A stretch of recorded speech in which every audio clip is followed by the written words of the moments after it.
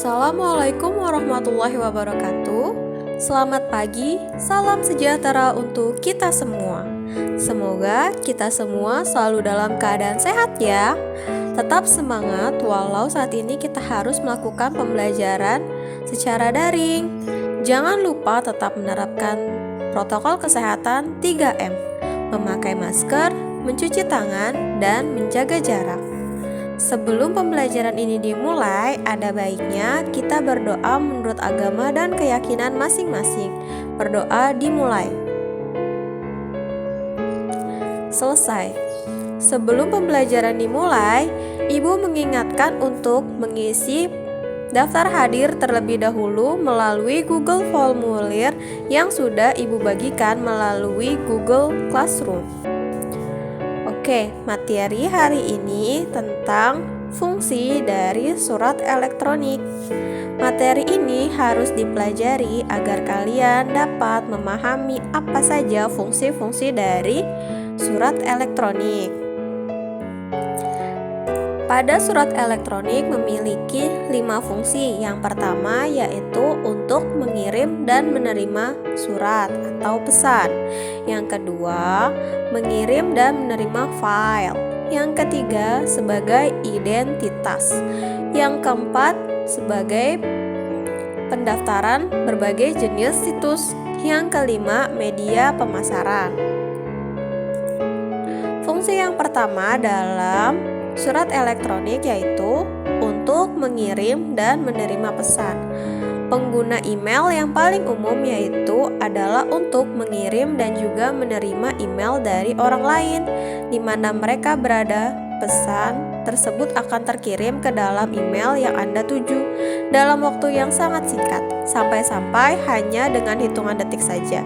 Akan tetapi kecepatan tersebut dipengaruhi oleh kecepatan internet, baik itu mengirim maupun si penerima email. Jadi, email dapat digunakan untuk mengirim dan menerima surat. Kamu bisa menggunakan email atau surat elektronik untuk mengirim pesan ataupun menerima pesan dari orang lain. Fungsi yang kedua yaitu untuk mengirim dan juga menerima file. Lain email ini juga dapat digunakan untuk mengirimkan berbagai jenis file dan juga dokumen digital dengan ukuran-ukuran tertentu, baik itu berupa foto, video, teks maupun lainnya. Pada biasanya, file tersebut ditambahkan di dalam lampiran yang terdapat pada email. Jadi, kamu bisa menggunakan email untuk menerima ataupun mengirimkan file berupa lampiran pada email. Yang ketiga adalah sebagai identitas diri. Email diantaranya sebagai identitas diri yang mana orang lain dapat menghubungkan pengguna email melalui alamat email yang dimilikinya. Di berbagai aspek, penggunaan email bagi seseorang sudah menjadi kewajiban karena email saat ini menjadi syarat mutlak untuk proses aktivasi layanan berlangganan surat dan lain sebagainya. Jadi email itu digunakan sebagai identitas diri secara maya. Maya itu artinya di dunia maya ya. Fungsi yang keempat adalah email digunakan untuk mendaftar di berbagai jenis situs. Hampir semua layanan website tentu membutuhkan email penggunanya supaya bisa melakukan aktivitas di website tersebut, yaitu mulai dari media sosial, situs e-commerce, game online, dan lainnya. Sebagainya tentu sangat dibutuhkan pendaftaran email. Berbagai layanan website juga membutuhkan verifikasi dari penggunanya dan juga hanya dapat dilakukan oleh pengguna yang memiliki alamat email yang valid. Yang kelima yaitu sebagai media pemasaran.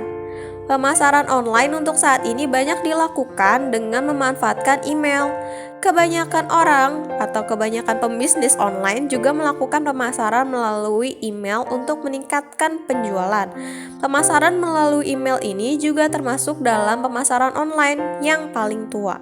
Dan sampai saat ini pun, email marketing masih termasuk dalam jenis pemasaran online yang terbilang sangat efektif. Nah, email itu dapat digunakan sebagai media pemasaran. Seperti yang kalian tahu, dalam email tersebut kalian suka mendapatkan surat masuk atau pesan masuk dari beberapa situs-situs yang pernah kalian kunjungi. Mereka menawarkan jasa ataupun barang-barang yang mereka jual. Oleh sebab itu, email dapat digunakan sebagai media pemasaran. Kesimpulan dari pembelajaran hari ini yaitu surat elektronik atau email memiliki beberapa fungsi yang dapat kita gunakan dalam kehidupan sehari-hari. Seperti yang pertama, email dapat digunakan untuk mengirim dan menerima pesan. Yang kedua, email dapat digunakan untuk mengirim dan menerima file. Yang ketiga, email dapat juga digunakan sebagai identitas diri. Yang keempat, email dapat digunakan untuk mendaftar berbagai jenis situs.